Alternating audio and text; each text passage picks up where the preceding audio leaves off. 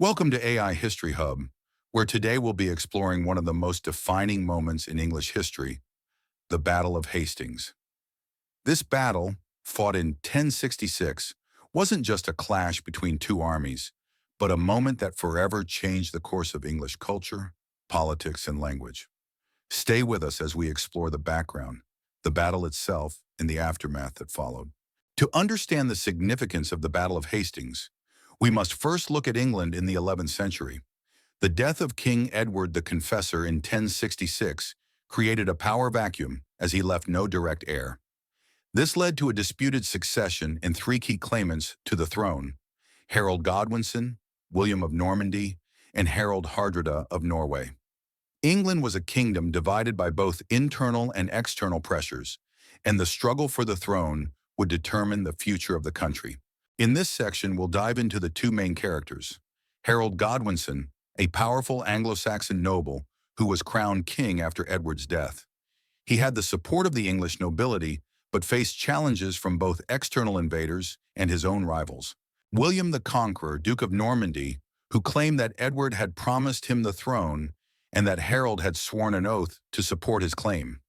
William's ambition was to unite England under Norman rule and establish a more centralized monarchy. Both of these men had strong claims to the throne, and their rivalry would lead to one of the most famous battles in history. But before we jump into the battle, we need to understand the political tensions that shaped this confrontation. The political landscape in England was tumultuous. While Harold had the support of the Anglo-Saxon nobility, William was backed by the Pope, which gave him a powerful religious and military advantage. Harold, on the other hand, had already fought off another invasion by King Harold Hardrada of Norway in the north, weakening his forces just before the Normans arrived in the south. The battle was not just a personal conflict, but a clash of cultures and political systems that would shape the future of England. Now let's focus on the battle itself. This section will cover the tactics used by both sides and the events that led to the decisive victory for William. Harold's army. Harold's forces were primarily infantry, including the famous shield wall, which was a strong defensive formation that had worked in previous battles. However, they were fatigued after their victory at Stamford Bridge and were not as ready for the Norman invasion. William's army. William's forces were a mix of cavalry, infantry, and archers. One of the key strategies he employed was the feigned retreat, which lured Harold's forces into breaking their formation, allowing the Normans to break through. Key moments of the battle. The battle was fierce and bloody, with Harold reportedly being struck in the eye by an arrow, leading to his death and the collapse of Anglo-Saxon resistance. With Harold's death, the battle was effectively over, and William's victory was sealed. William's victory at Hastings can be attributed to several factors. Superior tactics. His use of cavalry and combined arms was highly effective against the Anglo-Saxon infantry.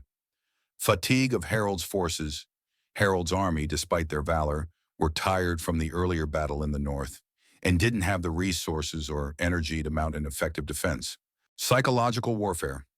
William used psychological tactics, including the feigned retreat, which confused and divided Harold's forces. The victory at Hastings was just the beginning. William's conquest of England had profound effects on the country. Cultural shift. The Normans brought with them their language, culture, and administrative systems. French became the language of the court, and Anglo-Saxon culture was gradually replaced by Norman customs. Language and aristocracy. One of the lasting impacts was on the English language. Many French words entered the English vocabulary, especially in law, government, and culture. The Norman elite also replaced much of the Anglo-Saxon nobility, changing the power structure of England. Feudal system. William implemented the feudal system, granting land to his supporters in exchange for loyalty and military service, which reshaped the social order. Questions and answers. What were the key tactics used by William at the Battle of Hastings?